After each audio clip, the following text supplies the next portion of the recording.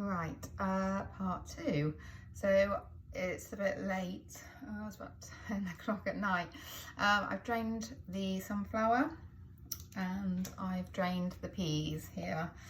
So I've got some coir that I'm going to use, but you can use any sort of compost, and I'm going to pour some hot water. I've put quite a few in the tray because I'm going to spread it amongst all of the ones that I was doing earlier. And they're expanding well, so they're steaming. Right, so let me really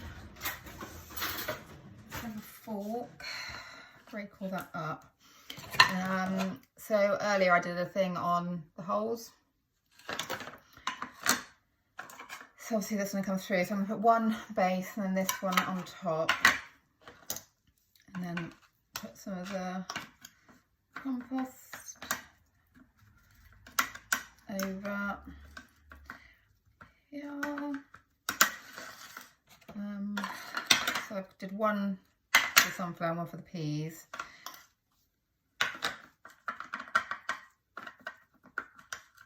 Don't need loads, don't need it really thick.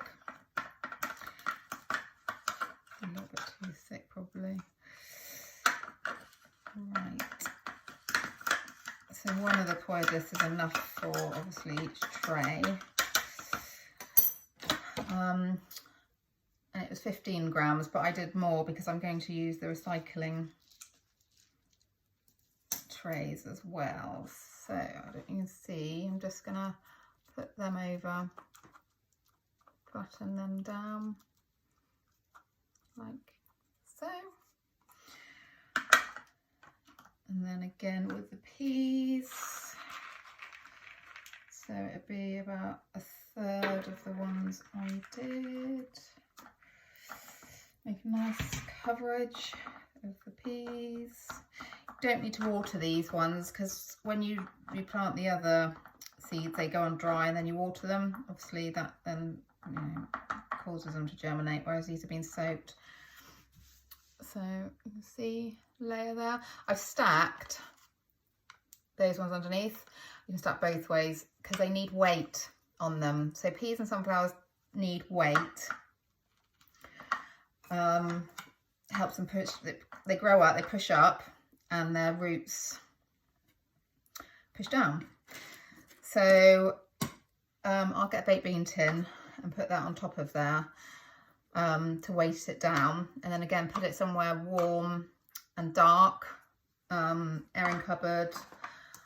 I said I haven't got an airing cupboard. I've got a radiator, not the radiator's on, but it's sort of warm because it's sort of a cloakroom where the tumble dryer is sometimes on. It's just quite warm in there, so I'll keep an eye on them in there. And then I've got these here, and I'm going to spread the rest of that compost, the coir that I've got, into the bottom of these two. Should be enough.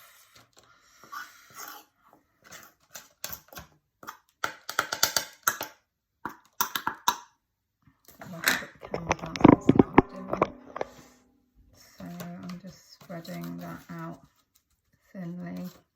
And the bottom, these have already got sort of holes in them, so I'll have to find something for them to go on, because obviously once you water them it will go through. Just onto a plate or something. And here. And then we'll see how they go in here.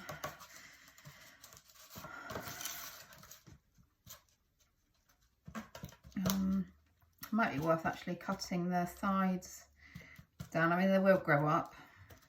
So I'm going to put the rest of the those ones in there, like that. There's quite a lot of them in there. Let's see how that goes. And I'm going to put that. Actually, I'm going to do it the other way round. Once I've done the peas, let me put the peas in there. There we go. Like that. I'm going to put them on top of there like that. think what I'll do with that for covering, I'll put a bit of parchment, like baking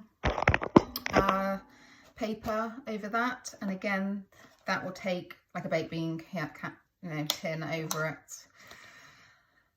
Weigh them down, put them somewhere warm, and just keep an eye on them, because wherever they are, say if they're in there when it is getting warm, the coir does dry out, so just keep an eye that it's not getting too dried up. But because the seeds are still damp from being soaked, they should be fine, and I'll check in again in a few days' time.